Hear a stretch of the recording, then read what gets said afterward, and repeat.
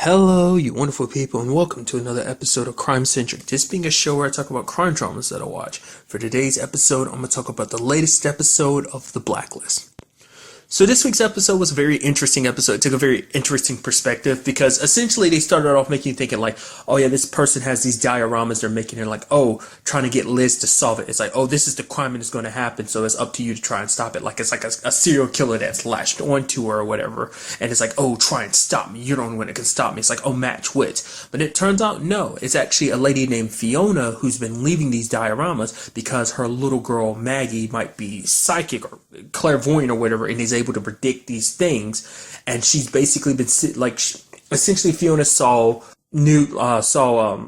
Liz on the news basically being pardoned and everything. It's like, okay, so it's like you're the one I can go to. It's like she's like out of anyone that you'd understand because Liz kind of got the whole situation clear. The first she was a fugitive, got that cleared up. Now she's been pardoned for the whole now she can be an FBI agent again, that type of situation. So that I say that type of situation like it's a regular type of situation to be in, like it's the standard type of situation. Like you get my point. Nevertheless, so she wanted to come to Liz anonymously. I mean, mainly it was to kind of keep her daughter Maggie from getting involved, because it's also because she knows people look at her like she's crazy because she's going to police multiple occasions. But it's not even just here in the U.S. It's like events that have happened all over the world where it's like murders, disappearances, tragedies and stuff like that. Well, it turns out it's not that Maggie's actually clairvoyant because she has some kind of disease. It's a pretty bad disease, and essentially it kind of leaves her a little deaf. And essentially she has a hearing aid, and apparently she's been overhearing a conversation that has been connected to all this. It's like one particular. It says these two guys are basically connected to all these incidents that she's made models about. There's been like 40 some altogether that she's made over the past 2 years. So it wasn't clairvoyance, because I was wondering. I was like, is this really going to take like a, that type of angle? I was actually curious to see what Reddington would have had to say about it. And so, I mean, I'm sure Reddington's kind of got an open mind or something. I thought there was going to be more to it or something. But it's like, no, they came up with a very rational reasoning behind why she does what she does, has the information that she has. And that was the reason.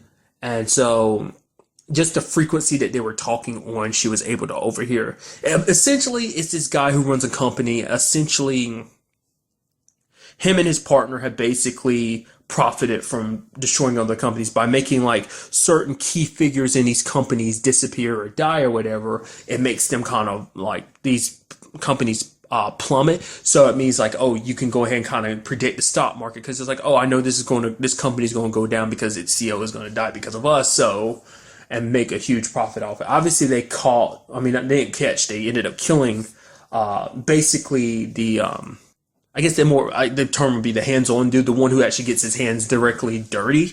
That was a crazy shot that Rustler took. It was like he was in the apartment building across the street, and like the guy was over there tinkering with the trying to cut the elevator, and just with the handgun, pow, and just like I was like, holy crap!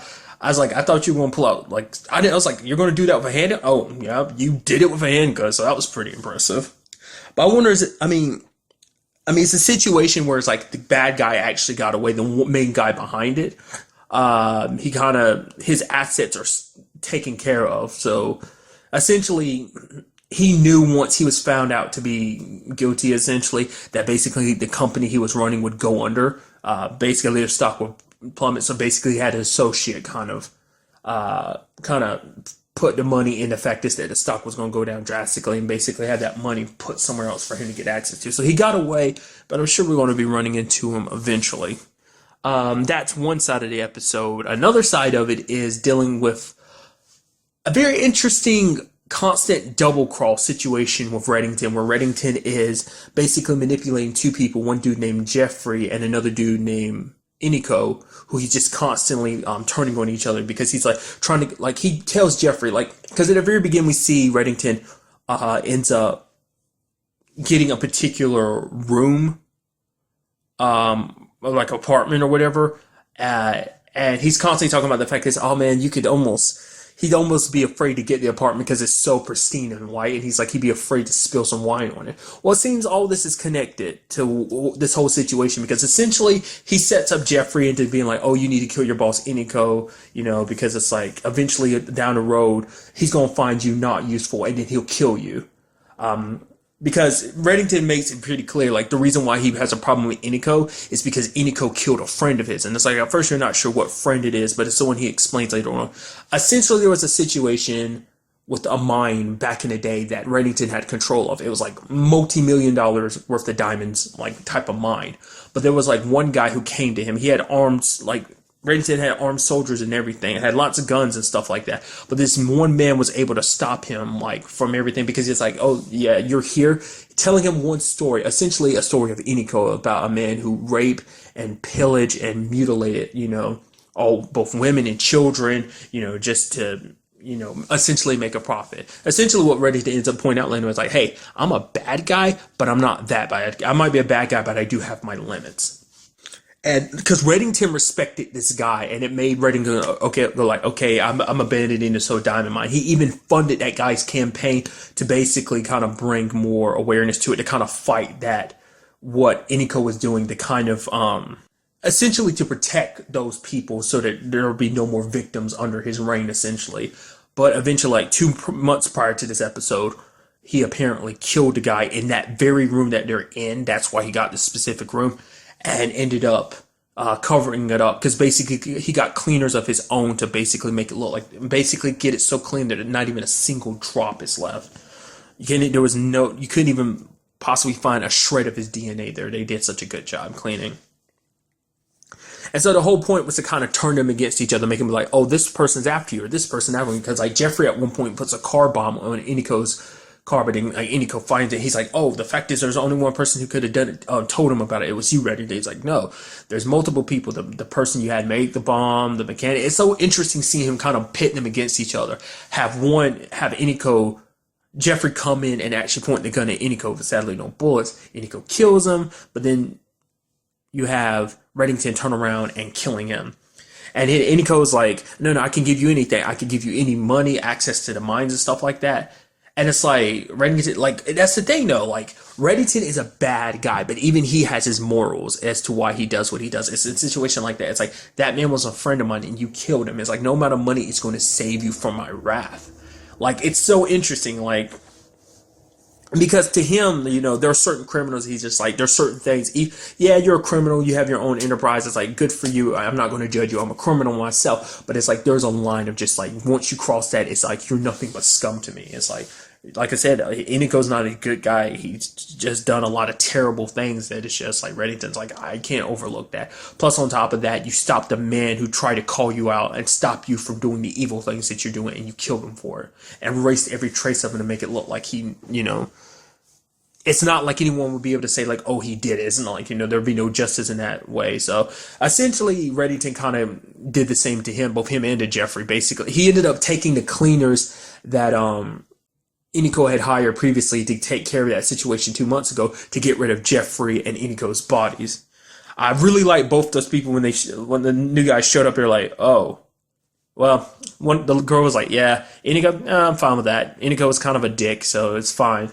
And then you had the dude looking at Demi. He's like, well, look at you. Aren't you a tall glass of chocolate milk? And Demi's just kind of like, what? This episode presented a lot of stuff. I mean, interesting enough that we are getting new cleaners per se. Like, Reddington was like, they're not there to replace Kate. Kate can't be replaced. And to Dembe counters that by saying, to me, she can't be. Because like in his mind, it's like, if she couldn't have been replaced, you wouldn't have done what you did. You would have been like giving her a second chance, but you didn't. Because that's why he's like, oh, you're getting all this was for to get access to these new cleaners. It's partially, it seems, obviously mainly it was to get revenge, but it was also to get access to those people because he knew Iniko's people were good. Apparently, this is like they moonlight doing this, which isn't too much of a stretch from what they originally do, because they apparently do this for a living, because they clean crime scenes for like the police. So it's kind of like, I guess it's like, you kind of do both sides of it. You do it for the police, but at the same time you also do it for the criminals too. So There was an interesting conversation that kind of popped up between like when Jeffrey was about to come in and kill Iniko. He's like, so he was talking to Dembe. He's like, could you do it? What could you betray your boss? And then Dembe gave an honest answer, being like, I don't know. Because Dembe's in that position, because there was an earlier conversation when there was kind of the whole act of treachery. Basically, when Reddington was talking to Iniko, and kind of basically he was talking about Jeffrey. He's like, oh, you gotta watch out for him. He'll betray you. It's like, you know, when it comes to betrayal, especially someone that you trust and is a loyal confidant, it's like you could, you know, you should try and find that betrayal and nip it in the butt, essentially. And as quickly as possible, and it's like as swiftly as possible. That's kind of like what you have to do. And basically, he didn't outright say Kate's name, but obviously he was using her for example. And Dembe was like, "That's not cool. That Kate deserves more than that." To just kind of be like used, you know, as an example like that.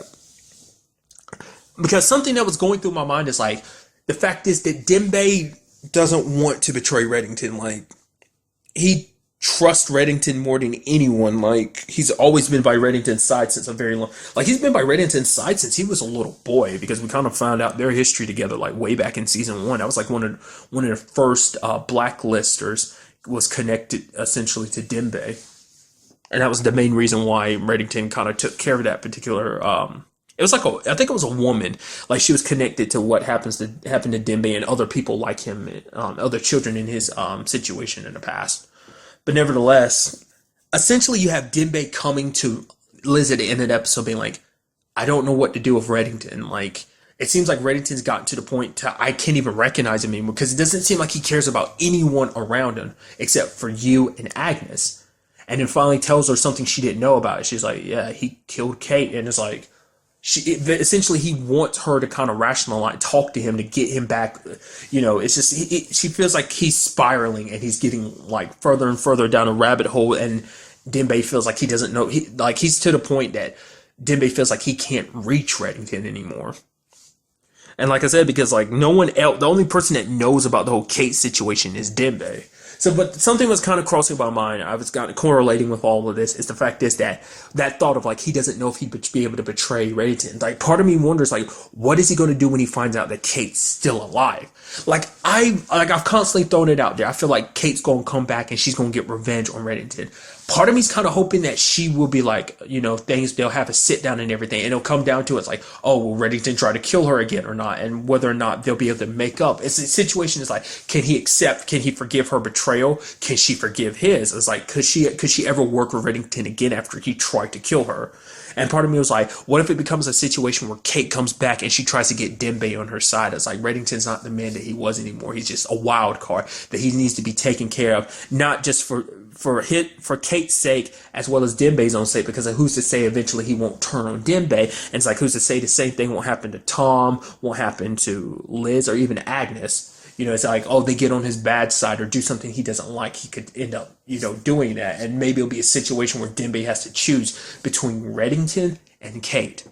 Even though he cares about Kate, you know, it's just like him and Red have had longest history too. So it's just, I don't know. I feel like it could go either way on that. I mean, I'm very curious to see what Liz will do with the information that she has now about wondering, I mean, what she's going to do with the information now that she knows what he did to Kate.